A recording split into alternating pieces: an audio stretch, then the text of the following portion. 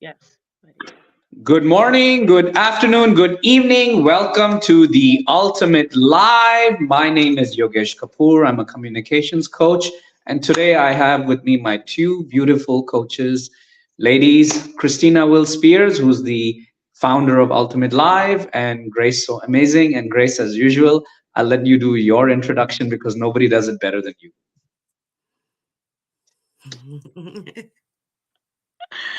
Hi, beautiful people. Can you hear me? Yeah, we were. All of a sudden, you just kind of cut out for a minute. Yeah, she froze for a bit. Yeah, she was coming in. Maybe she's coming back now. Yes. Yeah, I'll What I get her was in. trying to do, yes, just came on. All right. So it's a beautiful Sunday evening here, and I'm so happy to be with you guys. My name is Grace So Amazing. I Mhm. am a life and a personal development coach, and I'm also a physicist and the founder of a non-for-profit organization called Friends to Lean on Global Foundation, where we educate people on mental and emotional wellness. Later on in our conversation, I'm going to say something that happened over the weekend, but let's just skip that. That's how I would love to introduce myself today. Okay. Thank you for that beautiful introduction. And Christina, what about you? Tell us a little bit more about yourself. Um, I am the CEO of Ultimate Retreats. I run Blue Ray Intuitive Virtual Learning. I'm an ascension coach. I'm a quantum practitioner.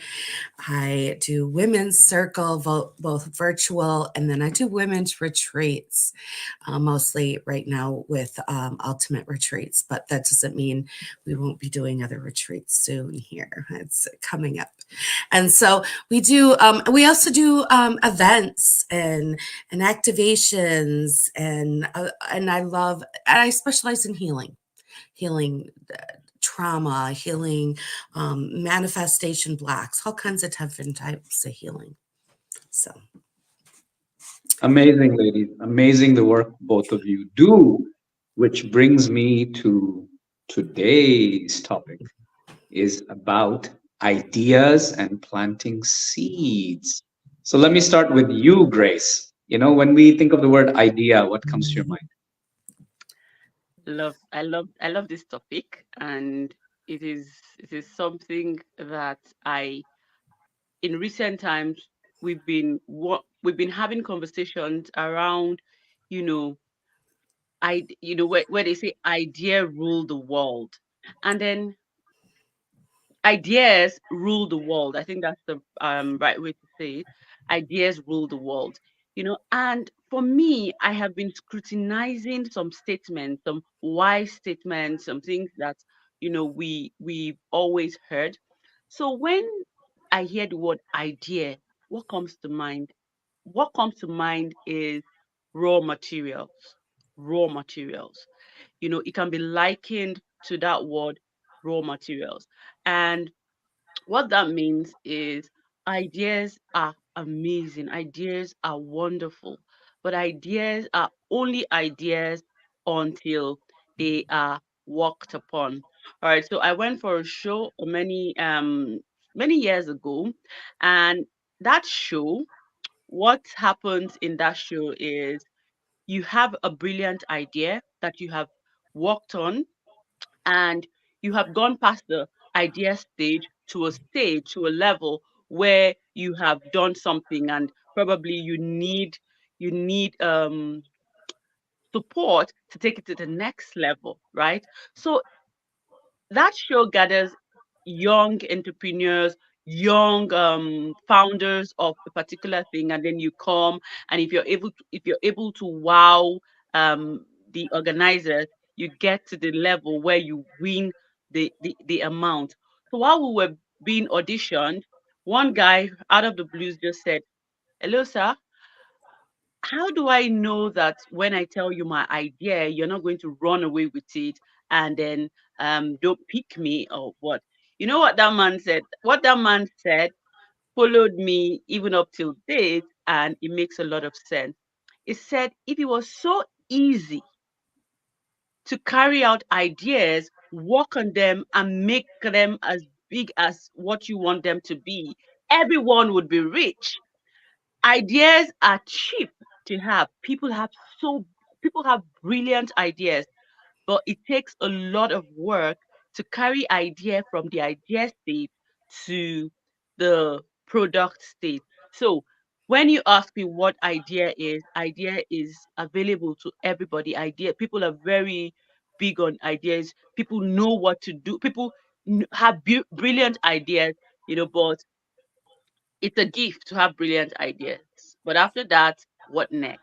I think I would stop there for now.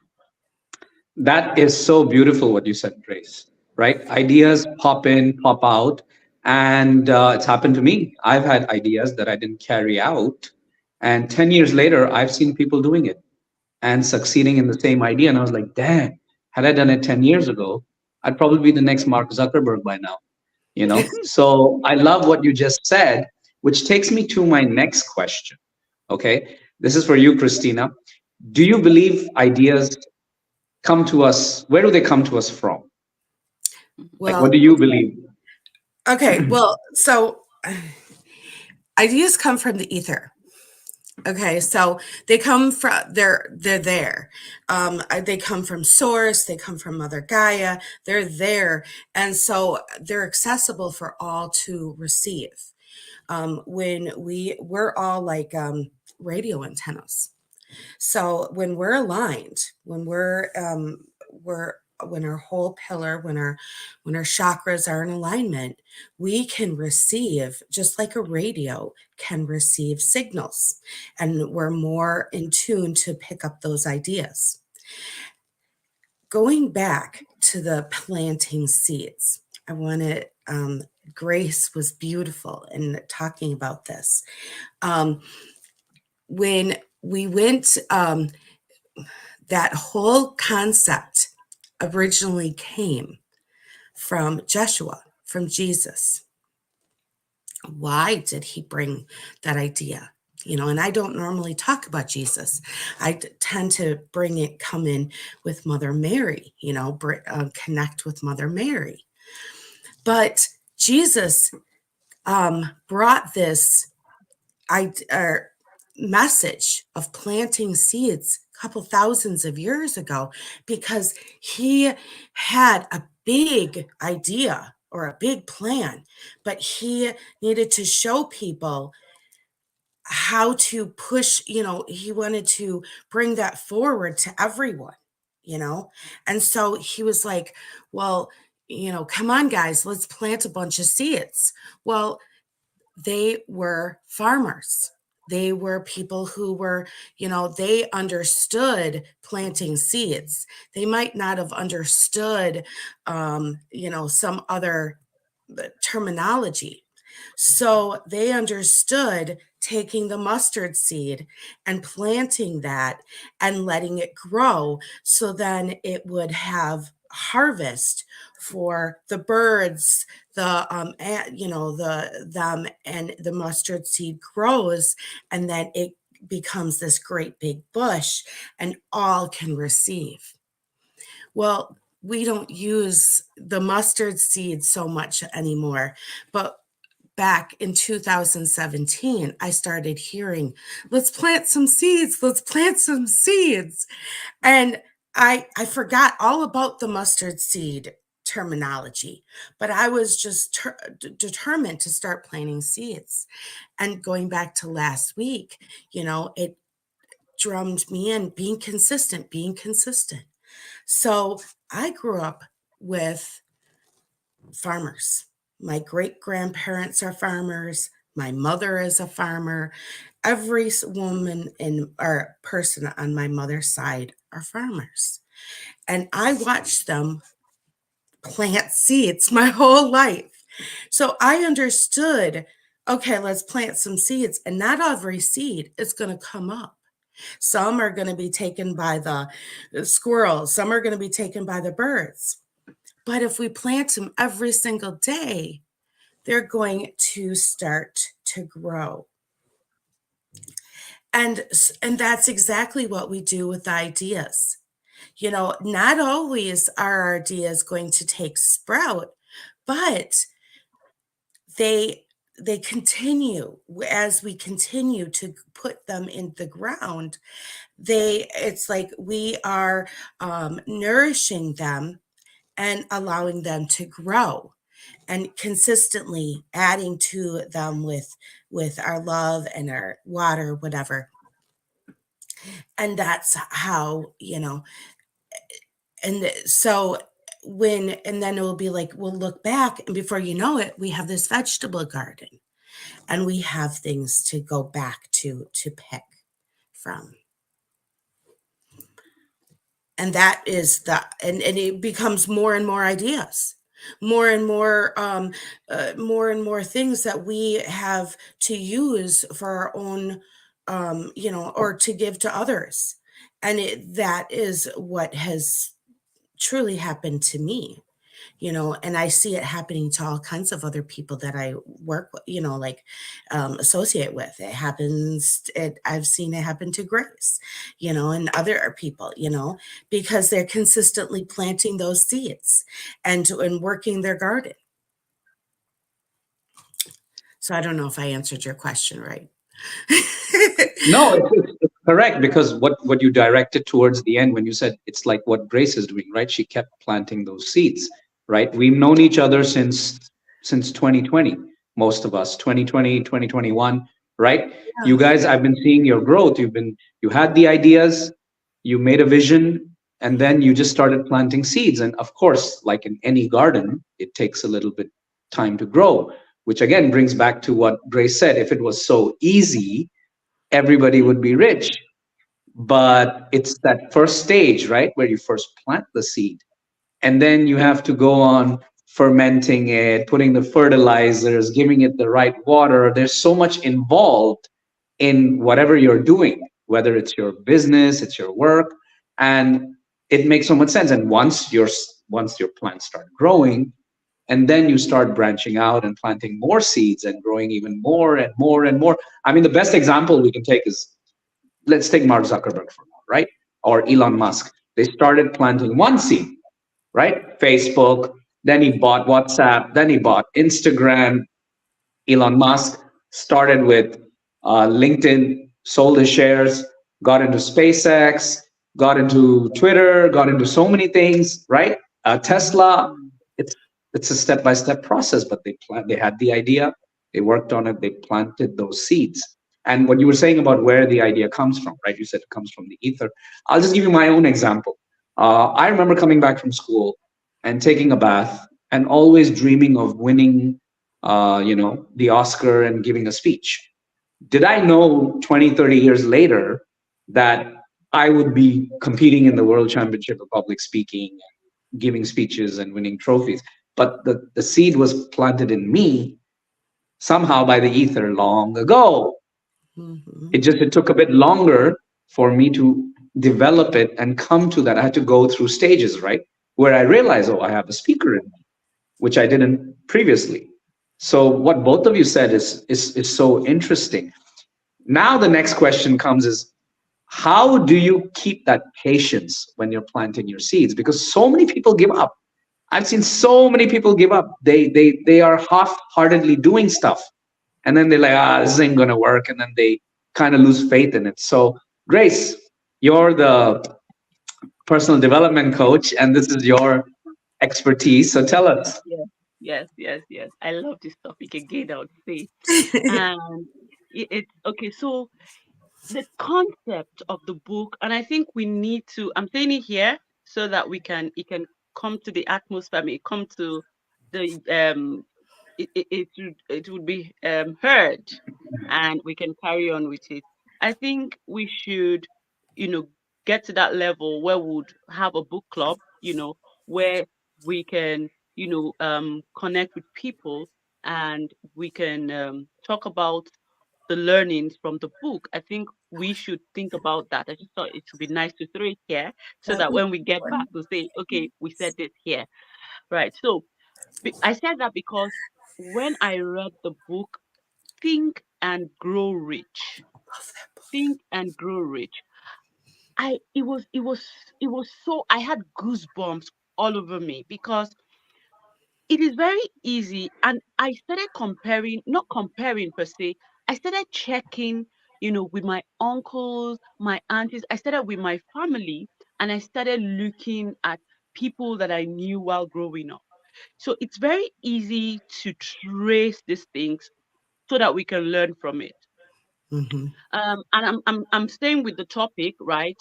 On Did I get your question before I continue? What was your question? I was so excited. I've forgotten, but because I was thinking of Think and Grow Rich while you were talking. So what was Yeah, your like how do you question? keep the patience while you're planting the Thank you. seeds? Oh, yeah. Thank you. Thank you. All right. So in my mother's family, I noticed that my mother's brothers, about a couple of them were very rich. They are still very rich, right? And I would wonder that many years after, they're still very rich. I decided to to track them right from when I was a child, what the conversations that they were having at the time, even when we were young, and what they did. And I also looked at my father's family and checked, the rich ones among them, what did they do differently? How did they keep up with the wealth that stayed with them up until date? And then I read the book Think and Grow Rich, and I started looking at ideas, and I started looking at planting of seeds. So it's a simple way to illustrate it is, practically speaking, if you have the so it's not about what you even do, it's mostly about the capacity you build for yourself. Now, if you're a farmer, if you're if you're a farmer that you have the capacity to plant on a plot of land, and another farmer who has the capacity to plant on acres of land, you can tell without a doubt that the farmer that's going to come out with something bountiful will be the farmer that planted on several acres of land. So the ability to plant is one thing. The ability to plant in several acres of land is another thing. And the ability to be able to keep up with the pace is another thing. Now, how is it easy? How can you keep up with the pace? Is first and foremost knowing or having an idea what the product is for. Now, if you're a farmer that you see that the product is just for your family to eat and be good, you would not do beyond just a plot of land. You just farm, or you have an idea that will just be planned for a plot of land. So I'm using a plot of land. I don't know what term you use over there, but a plot of land is not so big. But when you talk about acre, when you're talking about acre, you're talking about something, Mm-hmm. large, right? So Yeah. how do you keep up with the pace?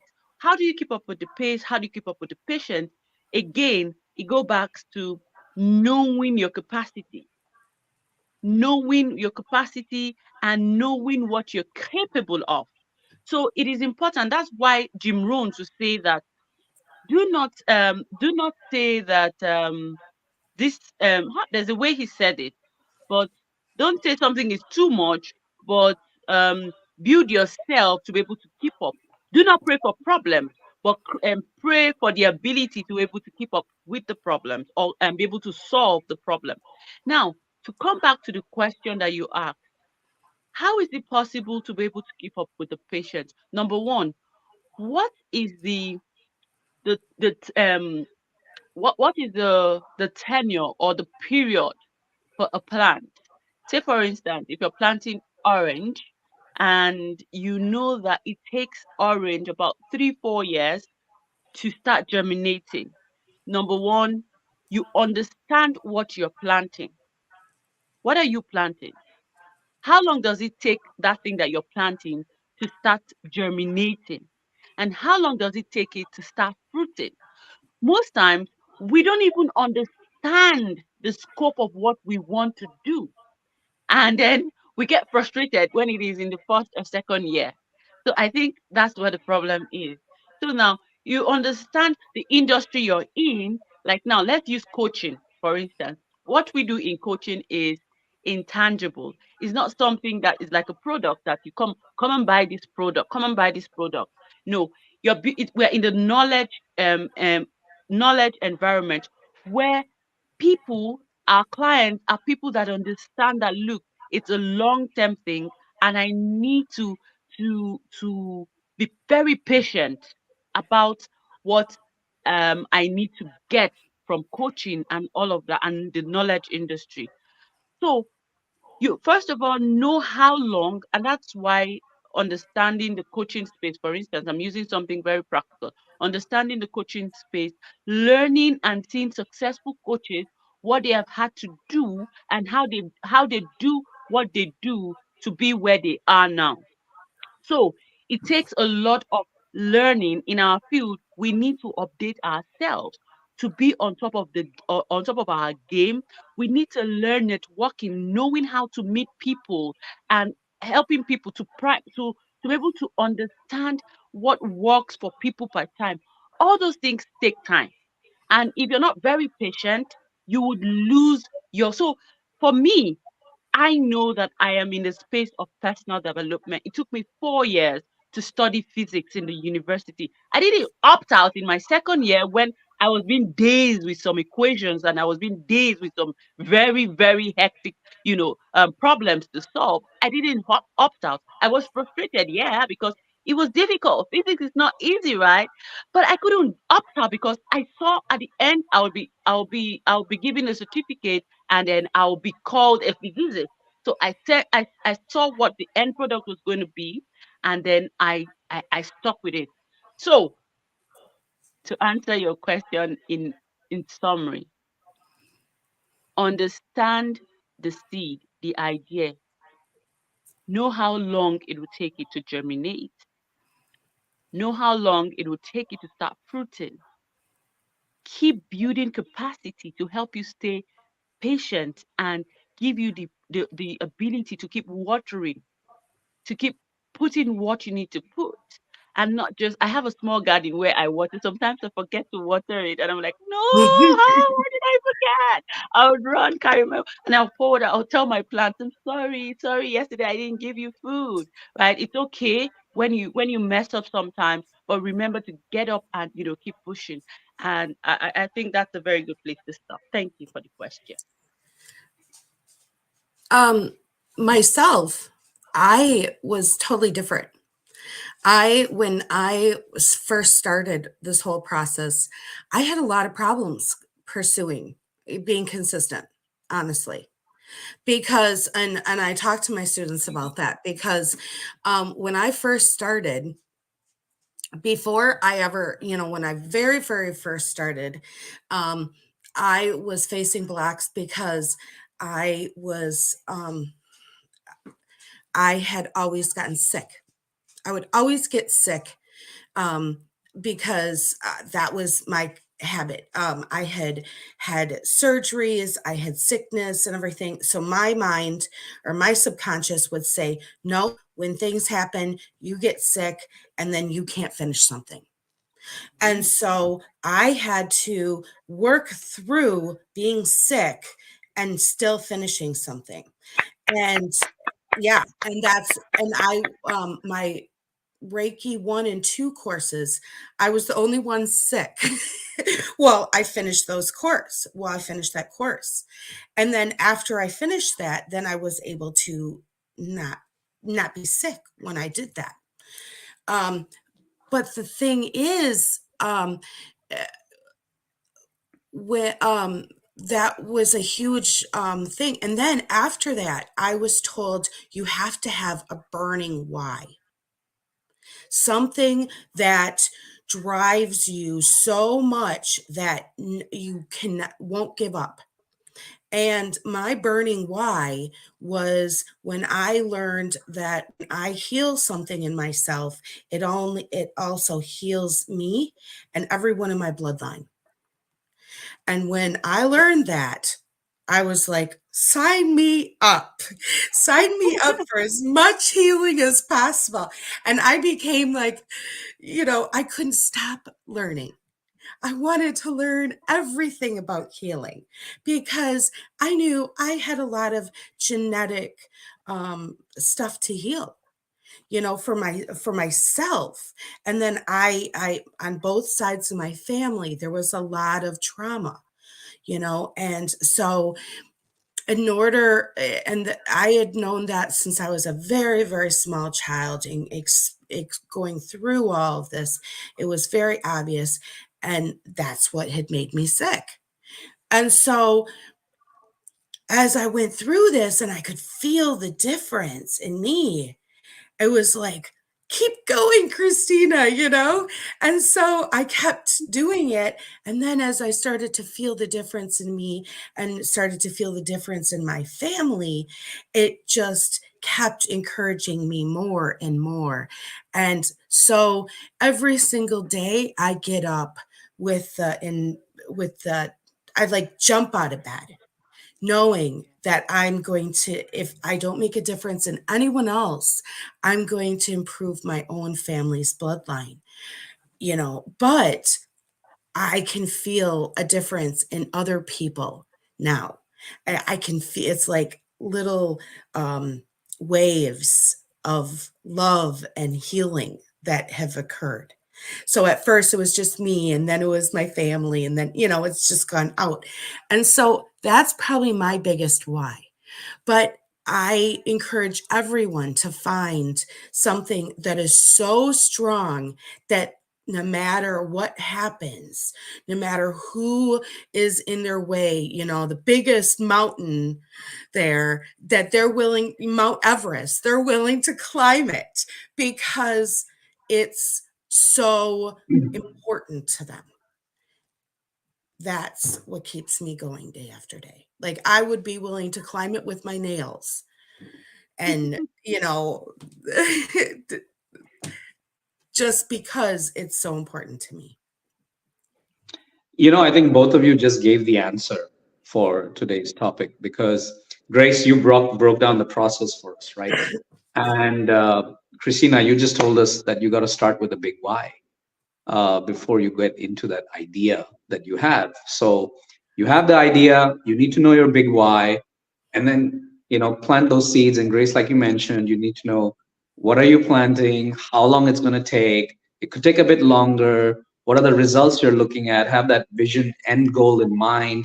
So that kind of tells us the process from idea to all the way planting seeds to reaching and bearing fruit, which is really, really interesting. Those of you that are going to watch this replay, watch it again and again. Super golden nuggets. I mean, I'm getting so much from listening to both of you right now, Thank because whenever I've started a journey, I didn't really think it through. I just started it, didn't have that big why, and then collapsed, you know, until I later found out, oh, you know, I want to spread messages. So I started doing speeches and being on stage and all of that. So my God, it's so powerful. Which brings me to the final part of today's live is, you have the idea, you plant the seeds, you go through, and then you bear fruit. What after that? What after that, Grace? All right. So before I answer that question, there's something that I noticed, that if you understand your reading, you'd know when you you get brilliant ideas. And I have come to realize that I have messed up in certain areas that I got brilliant ideas and I didn't work on them. So I I because of the Oh no. Oh, okay. you You're came. back. All right. You're Oh back. yeah. I was worried we lost you. Because of the quality of the ideas, I sometimes would push them off because I'm afraid that it would be too stressful for me to carry out. Yeah, so I push them out. So to answer your question, life is a beautiful place. The experience of life is a beautiful place. If you already know your rhythm and you know your existence and you understand why you're here, you know that life is about living, and as human beings we continue to evolve. So I would give a practical example, like I always like to use. I started a business, right?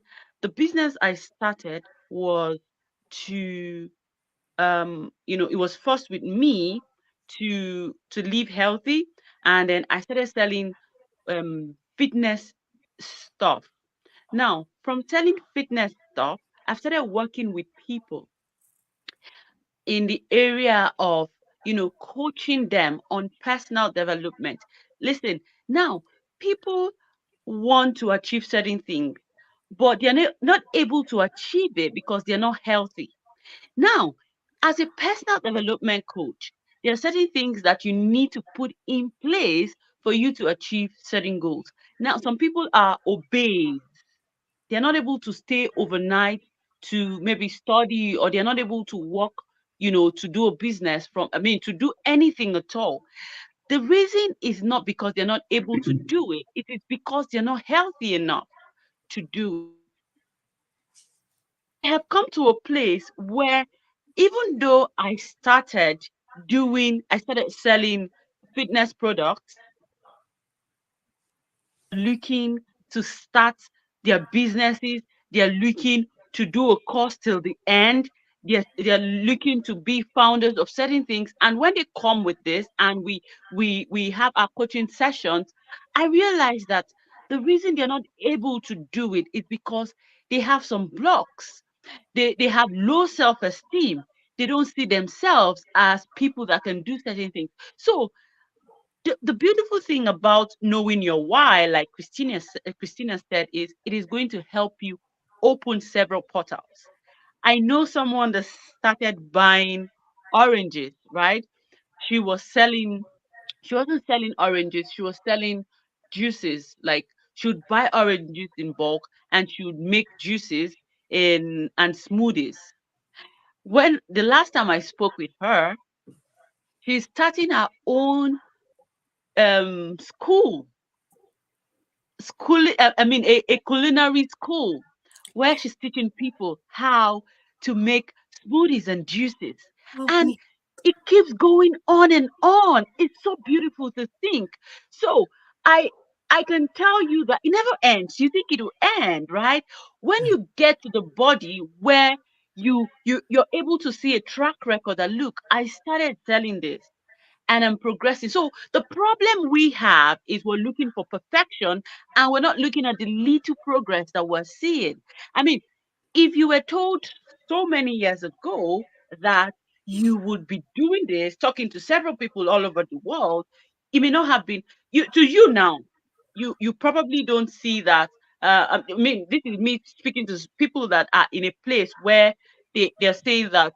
I mean, this is not what I think is success to me. But no, you've forgotten that when you started with something small, and then you're here probably even as interesting as talking to people online, is you helping them to create something in their mind. You're already teaching. So for me, I feel what we're doing now is like a school. We have a school where we're helping people. We have finally, I would say, with the retreat, we have come to a place away our connection, and it's becoming something that takes us now. You might just start this retreat and you're doing this retreat and you're like, but no, you have two women, you have three women, you have four women that will take what you have given them to 1,000 women. And that's how you've been able to plant a seed with one person, and it has taken it to 100,000 of people. So this is how I think. I think that when one person gets it, that one person is going to take it to 1 million other people. And I have been able to plant that seed. So, with that in mind, you wouldn't get frustrated if you're not seeing the number. It might not just be you directly that is affecting the 1 million people, but you have affected one person that has affected 1,000,000, 200,000,000, whatever number of people. And you are definitely going to reap that harvest. It may look like it's going to take long, but you would definitely, definitely, I know this because I'm beginning to enjoy certain things that I thought I wasted my time, some years ago. So for us is what we think success look like. That is what is keeping us where, with success is about having the huge money. Look at me. I have met with billionaires. They have money. They have a lot of wealth and they're asking themselves, what next? What next?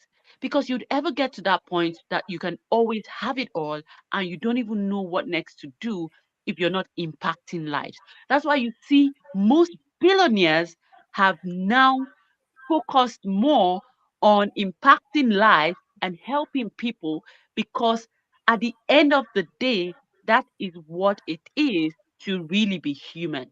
So I'm going to shut up there right now. Thank you so much. I get very passionate when I'm talking about ideas and things like this. Thank you so much. It's actually Thank a you so much perfect. for that. Yeah, go ahead, Sorry, Christina. Go ahead. No, no, I it's was okay. just Go ahead. Go ahead.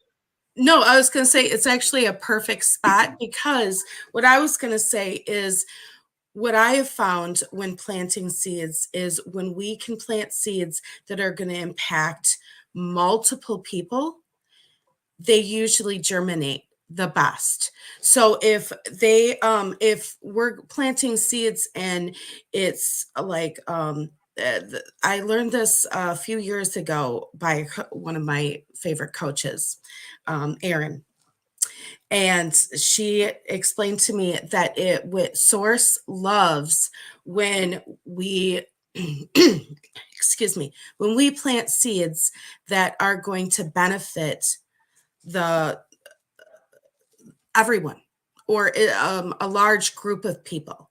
So when we do this with the intention of just putting it out there and helping these people, or having a service or having something that's going to be doing something, then it grows. It's like fertilizer. If you're doing seeds that are not necessarily are just going to be doing something that's small or assisting you personally, or just then it's going to take longer. It's not. But when people really feel that it's going to assist them or assist a large group of people, it takes on faster. Does that make sense? Because the collective feels that energy. It like roots in deeper. And Totally. yeah. And so when I start to manifest, or when I use things, I like to think, okay, how can I do things that are going to help a large group of people?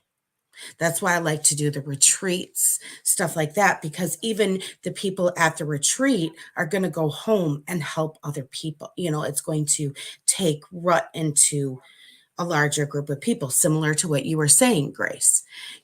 So, or even when we do coaching, they go home and use those tools to work with their family and friend. It's ongoing. So whatever, even doing posts and these lives, they go on forever. So we're always it has that effect. So yeah. Perfectly said, Christina, and what you said, Grace. It's the impact in the end of it, right? After the ideas have gone through, the fruits have bared, is making that impact. It's so important, right? All the philanthropists, all the big boys, in the end, they're like, we just want to make an impact. It's no more about the money or the fame or the lifestyle. It's about making the impact because it's all about legacy, right? Uh, so well said. I think we can go on and on with this topic about planting seeds and all, but today's was very important. I got a lot. I hope those of you that watch replay, please take these golden nuggets. Those of you who in 2024 are thinking of starting your ideas, reach out to Grace or Christina if you guys need any help or any coaching. And Anything else? Last few words, ladies, before we go. Yes, and if you can think it, there's this a lady that always says it. She said, if you can think it, then you can do it. And I totally carry that everywhere I go. If you can think it, then there is nothing stopping you, because I believe that there is the universe, source, drops ideas, you know, for everyone, but there is always going to be a consistent idea to somebody specifically. And if it's reoccurring, that means it is time for you to take action. Beautifully said. Well said. Well said. Well said. Thank you, ladies, for today's live. I think it was very wonderful. I think we have opened up a lot of minds, and I look forward to opening up more minds in our lives every week. Thank you for all the audience who was here live. And if you have any comments, please leave comments. If you watch the replay, leave hashtag replay, and we'll see you again next Sunday on our next live. Thank you, everyone, and see you.